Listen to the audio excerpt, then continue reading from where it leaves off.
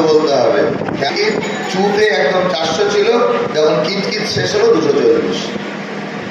একটা ভঙ্গুর সরকার দেশটা চালাচ্ছে। তার মধ্যে আমাদের প্রশ্ন, এই যে মাকুগুলো লাল ফেরা ভালো ফেরা বলে ইলেকশনের আগে কত চিৎকার, খোঁজা খোঁজা দাড়ি, সাইড ব্যাগ, পকেট থেকে সিগারেট আর লিকার চা নিয়ে পাড়ায় পাড়ায় মানুষকে বিব্রত করতে নেমে পড়েছে। কোথায় ওদের যে স্পোক্সম্যান বিকাশ রঞ্জন ভট্টাচার্য, এই নেট আর নিটে যে শিক্ষাক্ষেত্রে দুর্নীতি হলো, পশ্চিমবঙ্গ হাইকোর্টে কিন্তু একটা কেসও হচ্ছে না। যা করা সুপ্রিম কোর্ট দেখে নিচ্ছে। বিকাশবাবুকে খুঁজে পাওয়া যাচ্ছে না। ধরুন না এখানকার ডিওএফআই ছেলেদেরকে, এসএফআই ছেলেদেরকে এসএসসি আর টেট নিয়ে কি লাফানো ছাপানো, বাপ রে বাপ।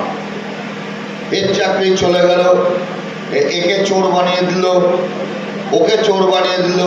তা এখন এই 34 বছরের রক্ত পিপাসু বিকাশ রঞ্জন ভট্টাচার্যরা, যাদের হাত দিয়ে সেই সাইবেরি মলয় শাহীদের হত্যা করার থেকে শুরু করে নেতায়ের গণহত্যা যে রাজনৈতিক দলটার হয়েছে, সেই রাজনৈতিক দলের আত্মঅভিমায় আত্মগরিমায় চলা মার্ক্সবাদী কমিউনিস্ট পার্টির নেতাদেরকে প্রশ্ন করবেন না?